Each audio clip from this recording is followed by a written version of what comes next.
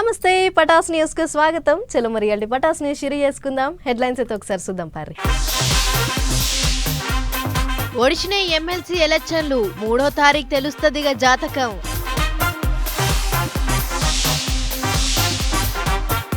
సొరంగం కాడికి పోయిర్రు కార్ పార్టీలు, సర్కారోళ్ళ మీదికి గట్టినే గరవైర్రు. చెప్పులు లైన్ల పెట్టి ఎదురు చూస్తుర్రు, సరిపోను ఇస్తలేరట యూరియా బస్తాలు. కన్నుల పండుగ లెక్క సాగినాయి పెద్ద పట్నాలు, కొమ్రవెల్లి మల్లన్నకు పబ్బతి పట్టిర్రు. జర్ర నెమ్మలమైంది ప్రయాగ్రాజ్, సాఫ్ సఫాయి పనులు చాలు చేసిర్రు.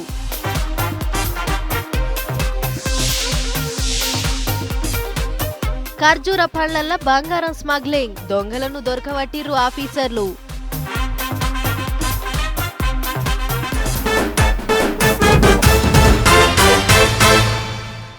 ఏపీలో ఎవ్వలేం పెద్దగా సపోర్ట్ చేయలేదు కానీ తెలంగాణలో మాత్రం ఆ 3 సీట్లు మావంటే మావే అన్నట్టు ప్రచారం చేసిర్రు లీడర్ సాబులు. గెలిపిస్తే అవ్విస్తాము ఇవ్విస్తాము అని ఓటర్లను మంచినే అరుచుకోర్రు. అదే ఎమ్మెల్సీ ఎలక్షన్ల గురించే చెప్తున్నా. అట్లిట్లా తెలంగాణలో 3 సీట్లకు, ఏపీలో 3 సీట్లకు ఓట్లేసే కార్యం ఒడిచింది. మరి ఇక ఎక్కడెక్కడ ఎట్లెట్లయ్యింది, ఎవరెవరు ఓట్లేసిర్రు, ఆ కథ అంతా ఒక్కసారి చూద్దాం పారి. పొలగాండ్లకు పాఠాలు చెప్పే టీచర్లు, డిగ్రీలు చదివిన పట్టభద్రులు పొద్దుగాల లేచి పోలింగ్ బూతులకు లైన్లు కట్టిండ్రు. ఏపీలో 3, తెలంగాణలో 3, మొత్తం 6 ఎమ్మెల్సీ సీట్లకు ఓట్లేసే కార్యం ఒడిసింది. ఏపీలో ఓ టీచర్ ఎమ్మెల్సీ, 2 పట్టభద్రుల ఎమ్మెల్సీ సీట్లకు ఓట్లేసే కార్యం నడిస్తే తెలంగాణలో 2 టీచర్ ఎమ్మెల్సీలు, 1 పట్టభద్రుల ఎమ్మెల్సీ సీటుకు ఓట్లేసిండ్రు. ఎక్కడోళ్ళు అక్కడ ఇడవకుంట పోయి ఓట్లేసిండ్రు. ఏపీలో కృష్ణా, గుంటూరు పట్టభద్రుల ఎమ్మెల్సీ సీటుకు ఎలక్షన్లు అయినాయి. సీఎం చంద్రబాబు సారు, మంత్రి లోకేష్ సారు ఇద్దరు కలిసికట్టుగా పోయి ఓటేసిండ్రు. ఇక ఓటేసి బయటకు వచ్చినాక సీఎం సారు ఆ వాడ కట్టుకుండే పబ్లిక్ను పలకరించిండు. అందరినీ దగ్గరికి పిలుచుకొని ఆపతి సాపతి అడిగి తెలుసుకున్నాడు. చిన్న పొలాలను ఎత్తుకొని మురిపేం చేసిండు. పోటువోలు కూడా దిగిండు. ఇది ఇట్లుంటే తెలంగాణలో మెదక్, నిజామాబాద్, ఆదిలాబాద్, కరీంనగర్ జిల్లాల్లో 1 పట్టభద్రుల ఎమ్మెల్సీ సీటు, ఇంకోటి టీచర్ ఎమ్మెల్సీ సీటుకు ఓట్లయినాయి. వరంగల్, ఖమ్మం, నల్గొండ జిల్లాల్లో ఓ టీచర్ ఎమ్మెల్సీ సీటుకు ఓట్లయినాయి. ఇక అక్కడక్కడ చెయ్యి పార్టీలకు, పువ్వు పార్టీలకు నడమ లొల్లులు గట్టిగానే అయినాయి. మంచిర్యాల జిల్లా తీగలపాడు పోలింగ్ బూత్ కాడ పువ్వు పార్టీలను పోలీసోళ్ళు కొట్టినరని లొల్లి గట్టిగానే అయ్యింది. 2 దిక్కులోళ్ళు రాళ్లతో కొట్టుకునే కథ అయింది. ఇంగిన్ని జాగాల్లో కూడా చిన్న చిన్న లొల్లులు అయినాయి. మరిగా చూడాలే, ఓట్లేసుడైతే ఒడిసింది. మార్చి 3వ తారీఖు నాడు ఎక్కడెక్కడ ఎవరెవరికి ఎన్నెన్ని ఓట్లు పడ్డాయో లెక్క పెడతారట. ఎలా తెలుస్తుందిగా అసలు జాతకం అనుకుంటారు అందరూ. అన్నింటికి మించి తెలంగాణలో 3 సీట్లు మావంటే మావే అంటున్నారు చెయ్యి పార్టీ వాళ్ళు, పువ్వు పార్టీ వాళ్ళు. ఏమవుతుందో మరిగా చూడాలి.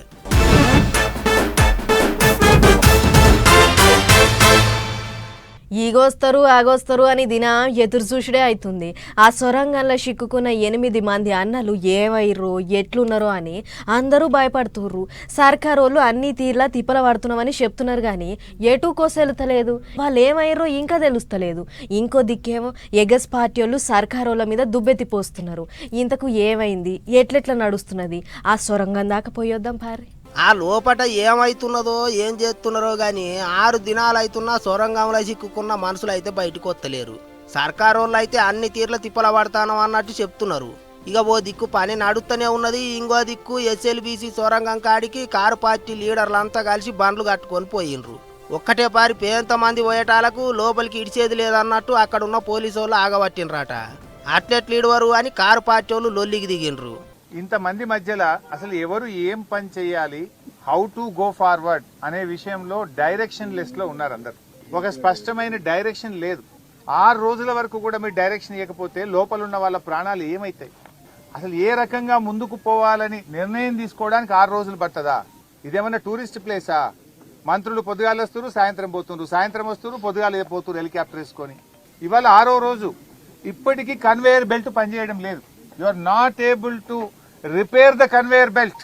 ఇక అటు లోపల చిక్కబడ్డ మనుషులను బయటికి తీసుకొచ్చేటందుకు 11 టీములు తిప్పల పడుతుండ్రు. ఆ 8 మంది నెత్తికి పెట్టుకున్న హెల్మెట్లు అయితే దొరికినాయా అంటున్నారు. సొరంగంలో నిమిషానికి 5,000 లీటర్ల నీళ్లు ఊరుతున్నాయట. రాళ్ళు బురద అంతా గట్టిగానే పేరుకున్నదట. అవన్నీ పక్కకు నూక్కొని పోయి 8 మందిని బయటికి తీసుకురానికే తీరొక్క తీర్ల తిప్పల పడతాండ్రు గాని ముచ్చట ఎటు కోసేలుతలేదు. ఇగిదిట్లుంటే మీరు చేయబట్టే ఇట్లా అయిందంటే మీరు చేయబట్టే ఇట్లా అయిందని చెయ్యి పార్టీ వాళ్ళు కారు పార్టీ వాళ్ళు ఎత్తెత్తి పోసుకుంటారు. సూత్తనే మనుషులు లోపల చిక్కుకొని వారంగా వస్తున్నది. మరిగా ఇన్నొద్దులైతే వాళ్ళ తిండి తిప్పలేంది, వాళ్ళ పరిస్థితి ఏంది, మనుషులు ఉన్నారా అనే అనుమానం పుడుతుంది అందరికీ. అంతమంది అన్ని తీర్ల తిప్పల పడుతున్నా వాళ్ళను బయటికి ఎప్పుడు తీసుకొస్తారో చెప్తలేరు. మరిగా ఏమవుతున్నదో ఏమో ఆ భగవంతునికే తెలవాలి అనుకుంటారు పబ్లిక్.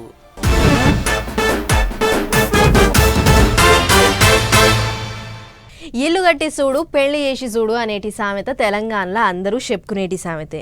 నిజానికి కూడా ఇల్లు కట్టాలన్నా పెళ్లి చేయాలన్నా ఏది చేయాలన్నా పైసలతోనే పని. సరే పెళ్లి ముచ్చట అట్లా పెట్టుర్రి కానీ ఇంత తిప్పలవుతుందని తెలిసినాక కూడా తెలంగాణ గవర్నమెంట్ వాళ్ళు పేదోళ్లకు సొంత పైసలతోని ఇల్లు కట్టించేటి కార్యం ముంగటేసుకుర్రు. కాకపోతే ఖర్చు తక్కువ చేసేటి ఈగ్రం చేసుకుంటుర్రు. ఇట్లా తెలంగాణలో ఇందిరమ్మ ఇండ్లను కట్టేటి మేస్త్రీలకు ట్రైనింగ్ ఇస్తారట సర్కారు వాళ్ళు. మళ్ళీ ట్రైనింగ్ అంటే ఎంత ఇసుకకు ఎంత సిమెంట్ కలపాలి, ఎంత సిమెంట్కు ఎంత కంకర కలపాలి, ఇటుకకు నడుమ సందు ఎంత ఉంచాలి, ఇటుకల నడుము ఉన్న సందులో మాల ఎంత పోయాలి అనేది గిట్టేమన్నా చెప్తారేమో అనుకునేరు. కాదు, తక్కువ ఖర్చుతోని ఇల్లు ఎట్ట కట్టాలనేది దాని మీద ట్రైనింగ్ ఇస్తారట. అట్లా కట్టేటి ఇల్లు ఎంత గట్టిగా ఉండాలి, పునాదులు గట్టిగా ఉండేటట్టు ఎట్ట కట్టాలి, సరుకులు సామాన్లు ఆగం చేయకుండా ఖర్చును తగ్గించుకుంటా ఎట్ట కట్టాలనేది దాని మీద కూర్చోబెట్టి చదువులు చెప్తారట. రాష్ట్రంలో ఉన్న 12,672 ఊళ్ళకేంచి ఊరికొక లెక్కనకి ట్రైనింగ్ కు సెలెక్ట్ చేస్తారట మేస్త్రీలను. సరే మంచిగానే ఉన్నది కానీ చేసుకుంటే బతికేటోళ్ళు వాళ్ళకు ట్రైనింగ్ అని చెప్పి గన్ని రోజులు తీసుకపోతే వాళ్ళ కూల ముచ్చట ఏందంటే అది కూడా గవర్నమెంట్ వాళ్ళే ఇస్తామంటున్నారు. ఒక్కొక్క మేస్త్రి పేరు మీద 8,500 గవర్నమెంట్ వాళ్ళ ఖజానాకేంచి తీసి ఖర్చు పెడతారట. కాకపోతే అంత మన సర్కారు వాళ్ళు ఏమి ఇయ్యరాట, కొంత సెంట్రల్ సర్కారు వాళ్ళు కూడా ఇస్తారట. 160 రూపాయలు సెంట్రల్ వాళ్ళు ఇస్తే 40 రూపాయలు రాష్ట్ర గవర్నమెంట్ ఖజానాకేంచి తీసి ఇస్తారట. ట్రైనింగ్ అంటే మళ్ళీ ఎక్కడో అనుకున్నారు, మన హైదరాబాద్ పట్టణంలో ఇస్తామంటున్నారు. నేషనల్ అకాడమీ ఆఫ్ కన్స్ట్రక్షన్ వాళ్ళతో ట్రైనింగ్ ఇప్పిస్తారట మేస్త్రీలకు. అంటే ఇంజనీర్లు ట్రైనింగ్ ఇచ్చుడు, మేస్త్రీలు వాళ్ళు చెప్పేటి చదువులు ఇనుడు అన్నట్టు. ఇదిట్టుంటే ఇటు తొలత 72,045 ఇండ్లను కట్టిస్తారట గవర్నమెంట్ వాళ్ళు. ఒక్కొక్క ఇంటిని 40 చదరపు అడుగుల జాగల కడతామంటున్నారు. ఈ గట్ట ట్రైనింగ్ లో చెప్పినట్టే కడితే 2 గదుల ఇందిరమ్మ ఇల్లు గవర్నమెంట్ వాళ్ళు ఇచ్చేటి 5 లక్షలలోనే అయిపోతాయి అంటున్నారు. ఇక మరి చూడాలి ట్రైనింగ్ లో వాళ్ళు ఏం చెప్తారో వీళ్ళు ఏం కడతారో అనేది. కానీ ట్రైనింగ్ పేరుతోని కొంత ఖజానా ఖాళీ అయ్యేటట్టే ఉన్నది కదా ఇదంతా చూస్తుంటే అనుకుంటూరుకి ముచ్చట చూసిన తెలంగాణ పబ్లిక్. ఏమో తీయాలి మనకెందుకు కదంతా, వాళ్ళ లెక్కలు వాళ్ళు చూసుకుంటారు.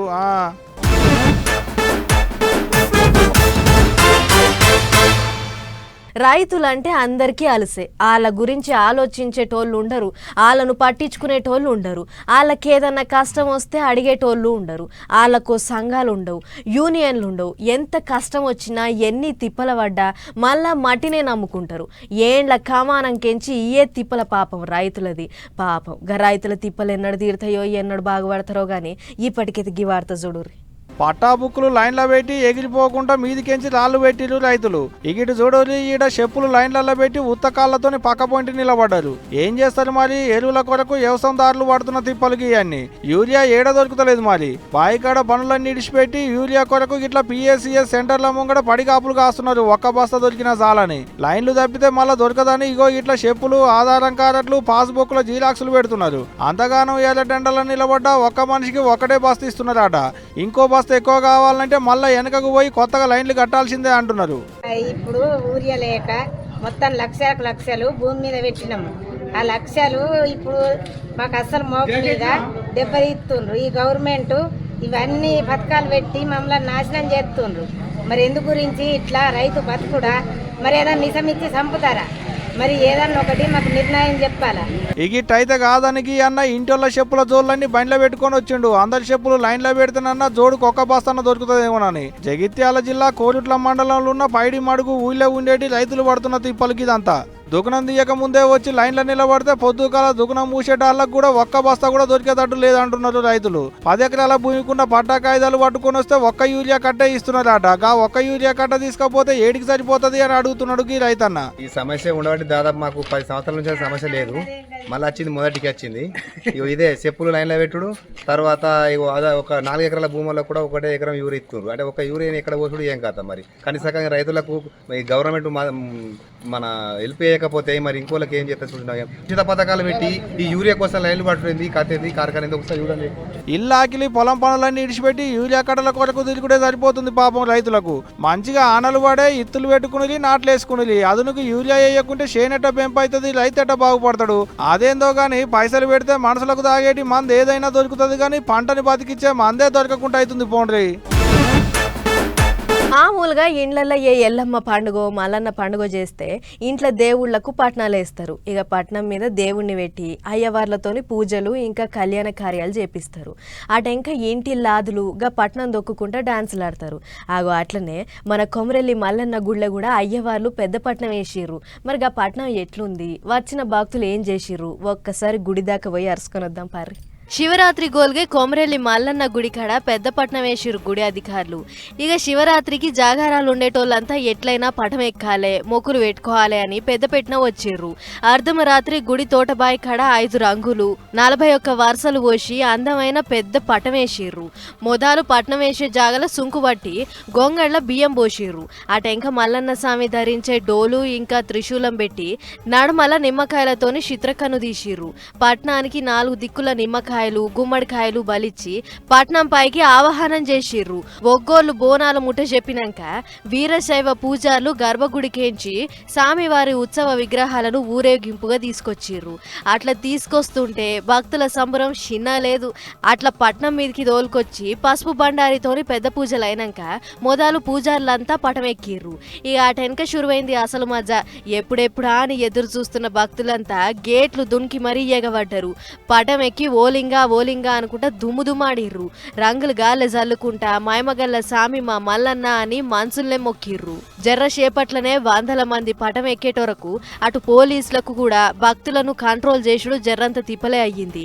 అయినా కూడా ఎక్కడేం తొక్కిసలాటలు కాకుండా అంతా నిమ్మలంగానే అయ్యేటట్లు చూసిర్రు. మొత్తం 350 మంది పోలీసుల బందోబస్తు నడుమ వచ్చిన భక్తులంతా జాగారాలు చేసిర్రు. పట్నం ఎక్కేటప్పుడు శివసత్తులు శిగాలు ఊగుతుంటే భక్తులంతా మురిసి ముప్పందు అయ్యిర్రు. మొత్తం 1,00,000 భక్తుల దాకా వచ్చుంటారని గుడి అధికారులు అంచనా వేస్తుర్రు. మొత్తానికి కోరమీసాల కొమరెల్లి మల్లన్న పెద్దపట్నం పండుగ మా రంజుగా అయింది పొర్రి.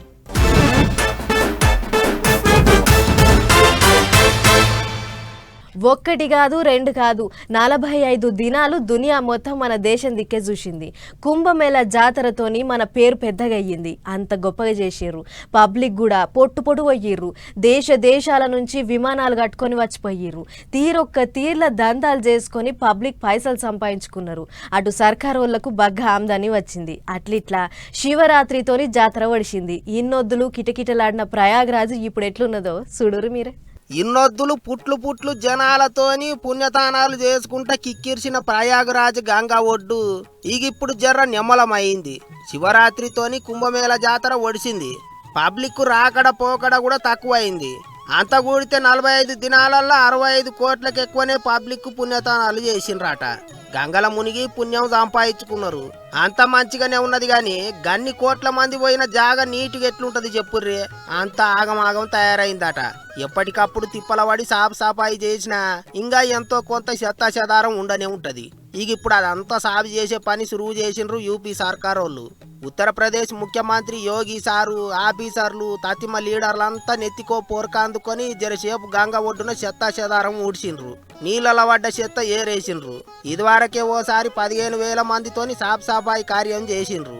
ఇప్పుడు మళ్ళోసారి పని సురువు చేసిండ్రు. ఎన్నొద్దులైతే అన్నొద్దులు మొత్తం నీటుగా చేసిన దాకా నిద్రపోవద్దని చెప్పిండట ముఖ్యమంత్రి సారు. అంతేకాదు కుంభమేళ జాతర నడిచినన్ని రోజులు తిప్పలవాడి పనిచేసిన సాపాయి కార్మికులకు ఒక్కొక్కలకు 10,000 బోనస్ ఇచ్చిండ్రట. సీఎం సారు కార్మికులతోని కలిసి కూకొని తిండి తిన్నాడు. ఇదిట్లుంటే కుంభమేళ జాతరలో ఎవరికన్నా ఏమన్నా తిప్పలైతే సౌలతులు ఏమన్నా తక్కువ అయ్యింటే మాఫ్ చేయిర్రి అని క్షమాపణ అడిగిండు ప్రధానమంత్రి మోదీ సారు. మస్తు తిప్పలవాడి పనిచేసినాం, అయినా సుతా కొంతమందికి ఎక్కడో ఓ కాడ ఆపతి వచ్చే ఉంటది. గట్లయితే మాత్రం పెద్ద మనసు చేసుకొని మాఫ్ చేయండ్రి అన్నట్టు మాట్లాడిండట సారు. ఎట్లయితేంది గాని 144 ఏండ్లకోసారి వచ్చే ప్రయాగరాజ్ కుంభమేళ జాతర అట్లిట్లా ఒడిసిపోయింది.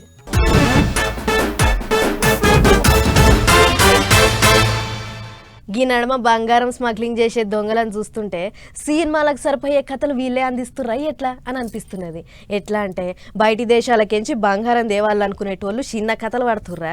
ఒకడు కాళ్ళ బూట్లల్లో పెట్టి తెస్తే ఇంకొకడేమో చాక్లెట్లలో పెట్టి తెస్తాడు. గిట్లా కస్టమ్స్ అధికారులకు సిక్కొద్దని ఎప్పటికప్పుడు పోలీసు వాళ్ళ కంటే ఎక్కువ అప్డేట్ అవుతుర్రు. అయితే మరి ఇప్పుడేమయ్యిందంటే ఈ స్మగ్లర్లు మొదలారా సినిమాలు చూసి నేర్చుకుంటుర్రో లేకుంటే ఇంకెట్లనో గాని గీ నడుమ తెగరెచ్చిపోతుర్రు. అట్లనే ఢిల్లీ గాలి మోటార్ డిపోలో ఓ బంగారం స్మగ్లర్ పట్టుబడ్డాడు. ఆగు గిడావు పడుతున్న ఖర్జూర పండ్లను చూస్తుర్రు కదా, గివి చూస్తానికి ఖర్జూర పండ్లే గాని అసలు ముచ్చటంతా ఇండ్లనే ఉన్నది. జెడ్డా అనే బయటి దేశం కెంచి వచ్చిన ఒకడు ఢిల్లీ గాలి మోటార్ డిపోలో కస్టమ్స్ అధికారులకు దొరికిపోయిండు. మరి అధికారులు డ్యూటీ చక్కగా చేస్తుర్రా లేకుంటే నిద్రపోతుర్రా అని చెక్కింగ్ చేద్దాం అనుకుండో ఏం పాడో ఆయన ఖర్జూర పండ్లను నడమలకు చీల్చి అందులో బంగారు తునకలు పెట్టి తెస్తుంటే దొరికిండు.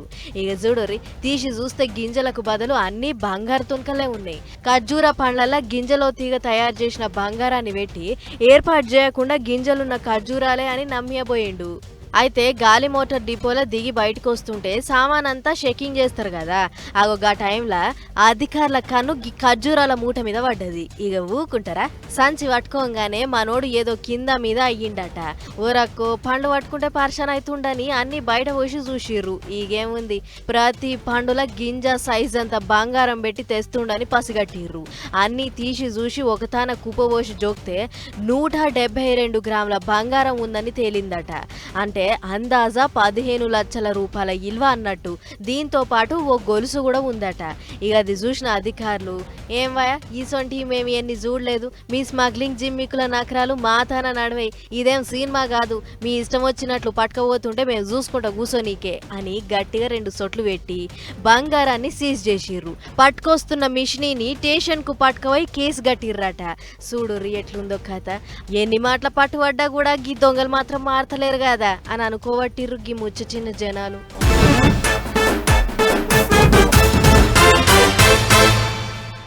మనల్ని మెచ్చి ఎవరన్నా చాక్లెటో పిన్నీసో ఇచ్చినా కూడా అది పెద్ద గిఫ్ట్ కిందనే లెక్క. అట్లా మన పతారా మనకున్న ఇల్వను బట్టి రూపాయి కాడ నుంచి మొదలేసుకుంటే వేలు లక్షలు ఇల్వ చేసే గిఫ్ట్లు కూడా ఇస్తుంటారు. అట్లనే రష్యా అనే బయటి దేశాల్లో కూడా ఒక ఆయన లక్షల రూపాయల గిఫ్ట్ ఇవ్వబోయిండు. కానీ నీ గిఫ్ట్ నాకెందుకు అని వదని చెప్పిందట. మరి గిఫ్ట్ ఏంది, దాన్ని కొంచెమే ఏం చేసిర్రు అనేది గీ ముచ్చట చూడురి మీకే తెలుస్తుంది. శతకుండిలా పారేసిన ఈ కార్ను చూస్తుర్రు కదా, ఈ కారే గిఫ్ట్ ఇచ్చింది. అగ్గో కార్ను చూస్తే కొత్త దాని లెక్కుంది, మరి గిట్లెందుకు పారేసి పాడు చేసే, కొంప దిశాలకేమన్నా పిసలేసిందా ఏంది అని అనుకోకుర్రి. అసలు ముచ్చటంతా మేము చెప్పుకొస్తాం. మాస్కో దగ్గర పట్లున్న మైటీషి అనే పట్టణంలో 2 ఆల్మగళ్ళు ఉంటారట. అయితే 2 నడుమ పెళ్ళైన కాడ నుంచి ఏదో కీసులాట నడుస్తున్నదట. అట్లా షానొద్దులు నడిచి నడిచి గీ నడుమనే జర్రంతా సలవడ్డదట. ఇక మొన్న ఫిబ్రవరి 14 అదే లవర్స్ డే వచ్చినుండే కదా, ఆ రోజు ఇంటామెను ఎట్లా చేసైనా దిల్కుష్ చేయాలి అని పోయి 27 లక్షలు పెట్టి ఓ మునగాని కారు కొన్నాడు. అయితే కొనటానికి కొన్ని గంటల ముందు ఆ బండికి ఏదో చిన్నపాటి దెబ్బలు తాకినాయట. గంతే గా సోటలు పోయిన బండి తెచ్చినావు నాకేమొద్దు పో అని తెగేసి చెప్పిందట. దీంతోని అన్న కోపం నశాలానికి చేరింది. నాకే లేదు గింత మంచి కారు, ఆసొంటిది నీకోసం లక్షలకు లక్షలు పోసి కొంటే నువ్వు వద్దంటవాయే అని తెచ్చిన కారు సీదా దంచుకపోయి గిట్ల శతకుండీల పడేసిండు. ఈగేముంది శతకుండీల పడ్డగా కారు ఇప్పుడు అక్కడ చిన్నపాటి టూరిస్ట్ జాగా అయిపోయింది. శతకుండీల మునగాని కార్ అని అక్కడ ఉన్నోళ్ళంతా బండికాడికి వచ్చి ఫోటోలు దిగుతుర్రు. అయితే కార్ పారేసి 2 వారాలు అవుతున్నా కూడా ఏ అధికారి అసంట రాలేదు. కార్ గిట్లెందుకు పడేసిర్రు అని అడగలేదట. అదే మన దిక్కైతే ఈ పాటికి పారేసిన నిమిషంలోనే పత్తకు లేకుండా ఎత్తుకపోయేటోళ్ళు బోచ్చడు మంది ఉన్నారు. అది బయట దేశం కాబట్టి 2 వారాలు అవుతున్నా కూడా దాన్ని ఆ నుంచి మెషలియలేదు. ఆయన ఈ రోజుల్లో ఓ 1000 రూపాయలు పెట్టి చీర కొనిచ్చేటోళ్లే తక్కువ. ఆ సొంటిది లక్షలు ఇల్వ చేసే కారు కొనిస్తే ఊకే మురుసుకుంటా తీసుకోక ఎందుక ఏ చిడి శాతలు అని తీరు కామెంట్లు రాసుకొస్తుర్రు నెటిజన్లు.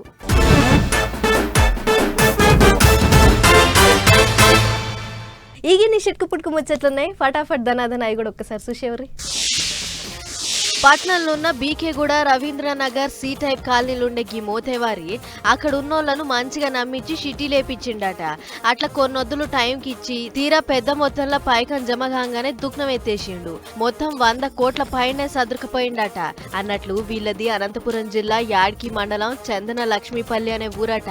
చదువు శాస్త్రం ఏం లేకున్నా కూడా అడ్డకూలీగా పనిచేసుకుంటా ఆ నీళ్లను పరిచయం చేసుకుని షిటీ లేసే కాడికి వచ్చిండు. ఇవాళ కోట్ల రూపాయలు అందుకొని అవతల పడ్డాడు అని మోసపోయిన వాళ్ళంతా పుల్లయ్య ఇంటి ముంగట లొలిమోపు చేసి పోలీసోళ్లే మాకు న్యాయం చేయాలి అని అడుగుతుర్రు. చూడాలి మరిగా పోలీసోళ్ళు ఏం చేస్తారో. పల్నాడు జిల్లా అమరావతిలో శ్రీ బాలచాముండి అమరేశ్వర స్వామి రథం గుంజే పండుగ మా జోరుగయ్యింది. పేదకూరపాడు ఎమ్మెల్యే భాష్యం ప్రవీణ్ అన్న హాజరుపడి పెద్ద పూజలు చేసిండు.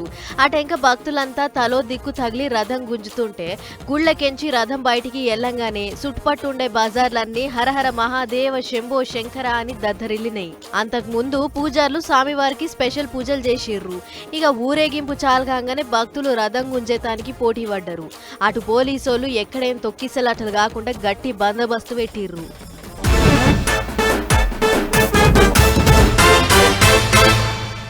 చలో మరివన్ మడి అడ్డి పటాస్ న్యూస్ ముచ్చట్లు ఇంకో ఎపిసోడ్ మళ్ళీ కలుసుకుందాం. నమస్తే.